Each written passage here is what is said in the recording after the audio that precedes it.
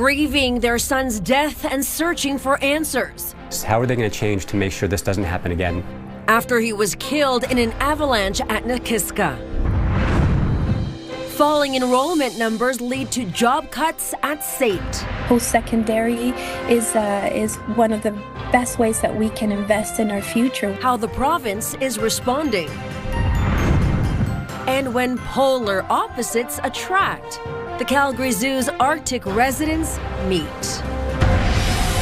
CTV Calgary, local breaking news with Camilla Di Giuseppe. Good afternoon. The family of the 15-year-old Calgary boy who died in February following an avalanche at Nakiska is still waiting for answers from the ski resort. Jacqueline Wilson is covering this story for us today. And Jackie, you met with Emilio Hisdira's parents today. What are they saying? I certainly did, Camilla. You know, it's been almost 2 months since Emilio died, and the family says that they haven't heard a word from Nakiska or the parent company resort of the Canadian Rockies. Now, a day after that February 27th inbound avalanche, which happened in the Monster Glades area of the resort, RCR sent a statement saying that it was doing a full investigation and would have more details when they become available. The statement also included condolences. Now, we have been reaching out ever since for an update on the investigation, but the company hasn't acknowledged our request or replied. Emilio's family is also waiting. They say no one has contacted them to express condolences, to apologize, or give them any information. Emilio's father, Philip, says that it's really been hurtful and insulting. Just one day, they can honestly just answer two questions. First question would be, what made them comfortable to open that terrain that day? What mitigations did they put in place, if any, to stop something like this from happening? I hope they can honestly answer that. And the second question, what have they learned from this? How are they going to change to make sure this doesn't happen again, to make sure no one has to go through what me and my family are going through right now?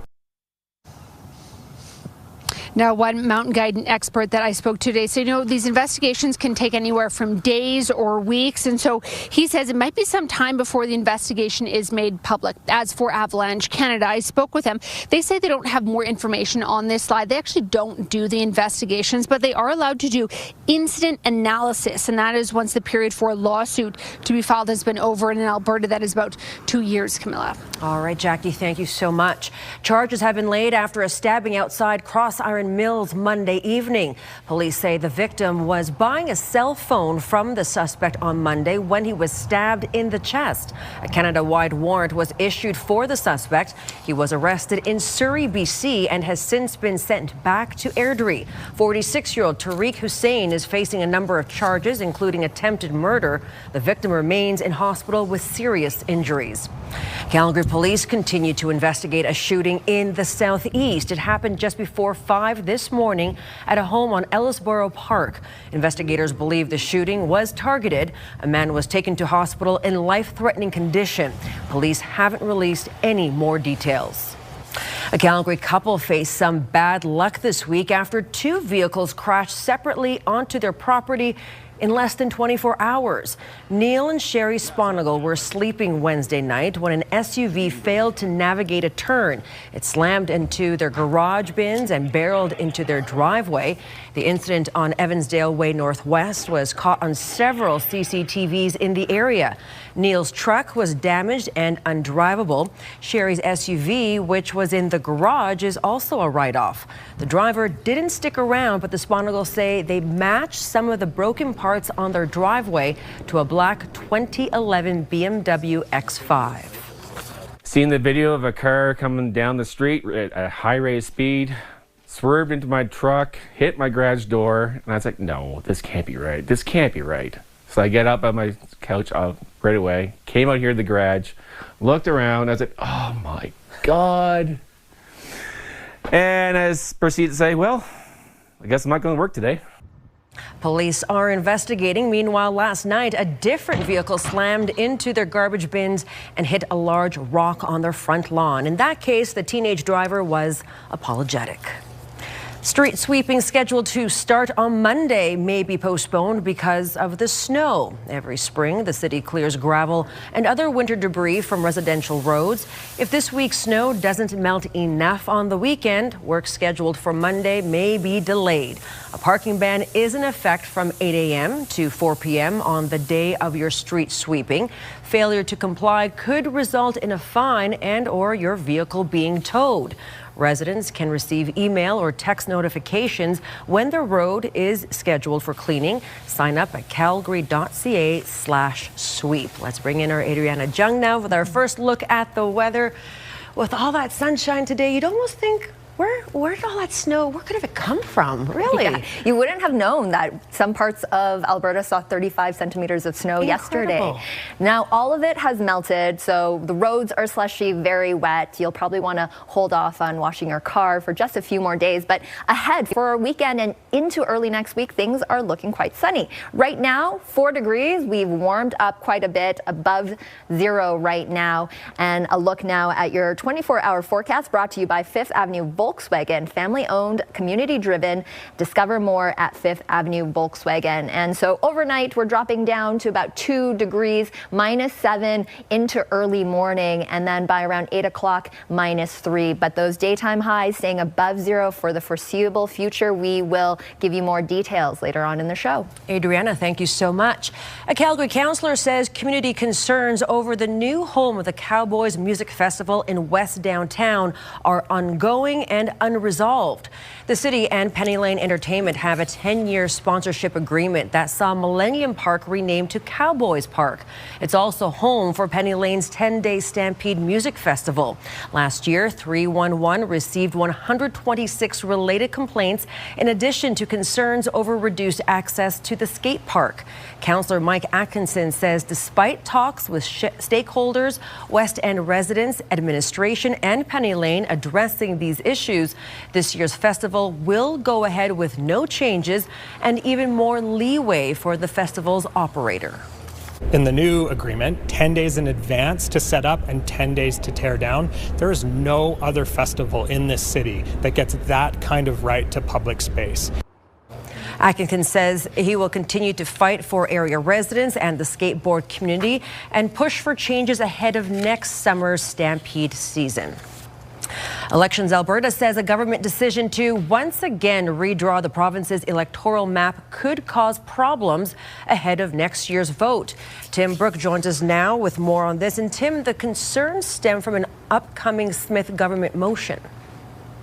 Yes, that motion will throw out a new map researched and then presented to the government by an independent commission, and will instead hand oversight to a committee that's stacked with UCP MLAs. As you can imagine, that's expected to cause some confusion and some trouble for Elections Alberta, and it's likely going to make that body's job a lot more expensive for taxpayers. A spokesperson says the agency needs at least 1.5 years to recalibrate its systems and election plans with new ridings. But right now, we are that far out from the next election, and the new government-led committee still has until the fall to get its mapping work done. Political watchers say the Premier's choice is puzzling for more than just one reason. This process really should be apart from politics. It should be based on information about population distribution and that sort of thing. It shouldn't be based on political considerations. When you hand it over to some MLAs, then you have to worry if politics enters into their decision making. Now, Danielle Smith did speak to reporters today about those accusations of gerrymandering, which, of course, she denies. She says these decisions are only being made to preserve rural representation, not to stack the map in the UCP's favor. Smith also mentioned, Camilla, that Elections Alberta will receive all the resources it needs to make sure the next election is fair, but she did not specifically address those concerns about timelines. All right, Tim, thank you so much. Dozens of jobs are being cut at SAIT as the school says it's facing declining enrollment linked in part to changes around international students. An internal email confirms at least 30 jobs are being eliminated across multiple departments, but the Alberta Union of Provincial Employees says that number is higher.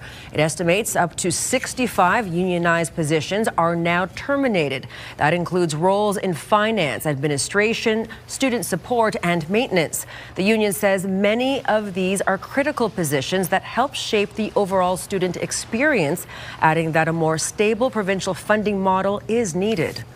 Post-secondary is one of the best ways that we can invest in our future. Without that investment, our economic future it's not secured. Well, we have provided some increased funding to the post-secondary system this particular budget, and so hopefully that will provide some relief, some assistance.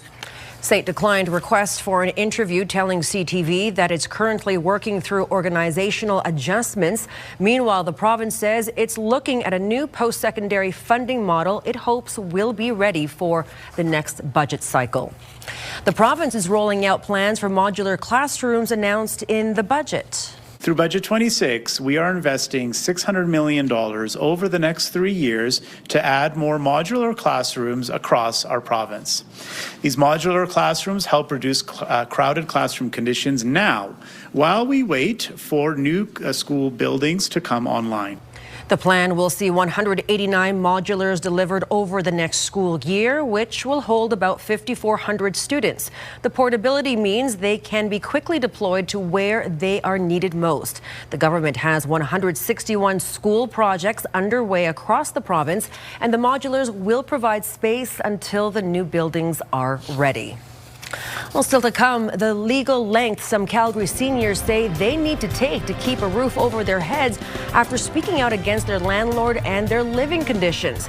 And the province's first Indigenous-led recovery community officially opens in southern Alberta.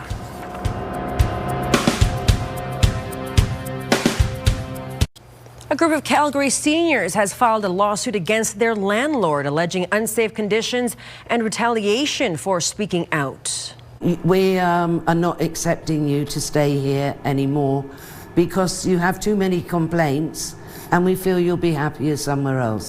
That's what residents of buildings operated by Calgary Heritage Housing say happens if they speak out about problems. For that reason, we've agreed not to identify them. They've hired a law firm and filed a lawsuit alleging a range of issues, including security concerns, pest infestations, and poor building maintenance like broken elevators and punitive terminations of leases. The lawyer representing the residents says the fear of being homeless shouldn't be used to stifle complaints. That's a very big concern, because how can you as a tenant, and especially a low-income senior is vulnerable, if something is substandard in your case, or say something in the building is going something wrong, and you're fearful to make a complaint, and then all of a sudden you're concerned that, well, I don't want to make one because what happens at the end of this tenancy, I have no place to go. Calgary Heritage Housing took over managing several subsidized seniors buildings from Trinity Place Foundation in 2025 following a provincial review of Trinity's operations. In Alberta, a landlord does not have to renew a year-to-year fixed-term lease, nor do they have to give a reason, but they do need to give 3 months' notice. In an email to CTV News, Calgary Heritage Housing says it's not providing comment as the matter is before the courts. Let's bring in Adriana once again. Earlier you mentioned that in some parts reached 35 centimeters of snow during that last blast. That's right. Totals yesterday reported by Environment Canada saw 35 centimeters. And while Calgary didn't see quite as much snow, it was significant enough, but we've seen a lot of it melt already. That started last night and into today as daytime temperatures reached above zero. You can see a look at our skyline now, very sunny, and we'll continue to expect more of these conditions into the weekend and early next week. week. And it's not just sunny conditions, it's also the warmer temperatures as well into the double digits. But this is a look at the snow reports. Gem, 35 centimeters, Gleason, 30 to 35 centimeters. Calgary saw between 10 to 26, Claresholm 14 centimeters, and Brooks 10 centimeters. But all across Alberta, we have seen the melting as daytime highs today reach the mid to upper single digits. Calgary, 4 degrees, 6 degrees in Brooks and Medicine Hat. Lethbridge saw a high of 6 as well, 7 in Milk River, 7 in Edmonton, Rocky Mountain House, 9 degrees for Jasper, and on the other side of the boundary, Cranbrook, 8 degrees. Now, today's max wind gusts, some gustier conditions, especially towards eastern parts of the province. Medicine Hat saw a peak gust of 43 kilometers an hour, Lethbridge 39 kilometers an hour, and a peak gust of 31 kilometers an hour for Brooks. As we continue into the weekend, we'll continue to see more of these types of conditions. The clouds have been clearing. Tonight, just a slight chance of flurries across the foothills and the mountain parks that extends into Calgary. But thanks to this upper ridge, the warmer temperatures just continue to push further east. By overnight into tomorrow, Saturday morning, we'll see the warmer temperatures rise to the upper single digits for Calgary, but double digits in extreme southern regions. Future forecasts showing the clouds continue to push further east as well. That means the mountains, foothills, Calgary into southern Alberta continues to enjoy the sunny conditions. It's not until Sunday morning, more cloud cover for eastern and central parts of the province. It's just a mix of sun and clouds. But our 5-day forecast here in Calgary looking beautiful. Tomorrow, 8 degrees for Saturday, Sunday getting even warmer, 15 degrees. And those overnight lows also stay above zero. We're expecting that overnight low, expecting close to that freezing mark Saturday night into Sunday, but things get even warmer beyond the weekend into the upper teens even for Monday and Tuesday. Lots of sunshine, that warmth also. So it's a great weekend forecast. However, as we get into middle next week, things dip down a little bit. +5 is that daytime high with a bit of rain, but it does look like we'll remain above zero for the foreseeable near future.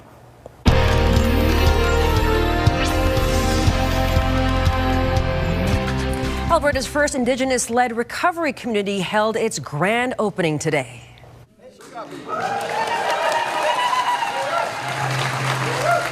The Blood Tribe Recovery Community has 75 beds for those dealing with addictions. Funding to build and operate it is provided by the provincial government. The Blood Tribe Department of Health will be responsible for running the community, which will service southern Alberta. Residents will get free treatment for their addictions, and traditional healing practices will be incorporated. Goes back decades, actually, when you add it up, how long we've needed. That missing component in the continuum of care, right from detox to treatment to aftercare, all of those pieces have been slowly added to our community service model, and this one just really brings it all home for us. This is the first of 5 Indigenous-led recovery communities planned for the province. Alberta is providing $74 million to upgrade the hospital in Cardston. The health centre was built in 1959, and the province says it no longer meets modern standards. Funding will be used to increase the number of beds to 24 from 19. Several rooms will be upgraded, including those used for labor and delivery. It will also include 11 additional emergency treatment spaces. The renovations are expected to be complete by 2031. Well, still to come, businesses hit with President Trump's illegal tariffs will be able to apply for refunds as early as next week. But will consumers see any of that cash back?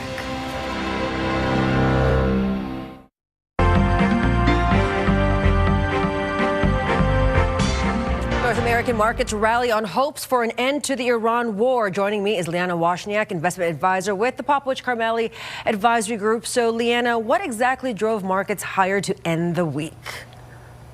Well, it really is that sentiment and that optimism by investors taking a look at today's news about the potential reopening of the Strait of Hormuz, and that could potentially then lead to either a permanent end to the conflict there or the ongoing conflict that is currently happening, an extension of the ceasefire, or at least some sort of stability and predictability that then business owners and business managers can use to make some growth plans again. So that's really what the market was hoping for and buying into today. And that's really what drove it higher. And we did see it finish its third consecutive week higher, particularly in Wall Street, where we saw the Dow jump about 1.79%. Wow. And starting on Monday, the U.S. will launch its tariff refund system.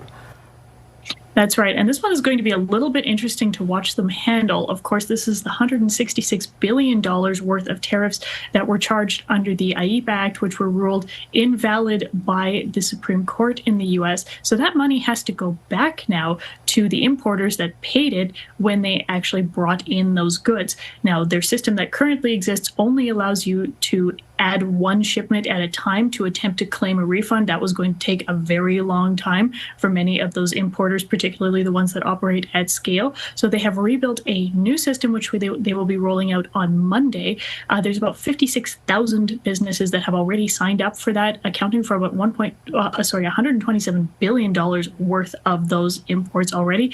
We'll see if those refunds get passed on to the customers through savings, or if the businesses will just help that add back to the bottom line. All right, Leanna, thank you so very much and have a great weekend. Thank you. You too. More pushback today against the province's desire to have MLAs redraw Alberta's electoral map. Here's Ian White with a look ahead to CTV News at 6. Camilla, Elections Alberta is warning the fall deadline for a new riding map won't be enough time to prepare for next year's election, and to do so will be costly. Plus, political watchers are accusing the Premier of trying to rig the ridings. You'll hear why coming up at 6. Also ahead, dozens of jobs are being eliminated at SAIT. We'll have student reaction to the cuts tonight at 6. Camilla? Ian, thank you so much. All right, this weekend, I'm sure there'll be a lot of T-shirts and shorts out there as we get to bask in those spring-like temperatures. Right now, 4 degrees, partly cloudy, a lot of sunshine out there. Adriana has details next. All right, let's talk about this weekend. We deserve it. We really do. And finally, you know what? I don't actually mind having a big snowfall during the work week, as long as the weekend weather forecast is looking good. Yeah, and we're going to have that exactly. Exactly. So let's take a look at today. We've already seen those daytime highs stretch above 0. So today's high is actually our current temperature right now at 4 degrees. Normally we do see about 12-degree highs for this time of year, but that record high set in 1923, that was 26.7 degrees. As we look ahead for the weekend and into early next week, it's plenty of sunshine, and those daytime highs and even overnight lows stay above 0. So that melting continues into the weekend and early next week. In fact, for the next foreseeable future, it looks like daytime highs stay above 0. Incredible. Adriana, thank you so much. The polar bears at the Calgary Zoo have started meeting face to face. Here's the moment the new polar bear Yeli got a close look at Siku. Yeli is the bear in the foreground and up until this week only had seen Siku from a distance. Zoo officials say for short periods of time, the bears got to see, sniff, and hear each other up close. They also point out it's an encouraging step towards the bears eventually sharing the habitat. And hopefully they'll like the weather that's coming up next week. Thank you so much for joining us. Now here's the early edition of the CTV National News.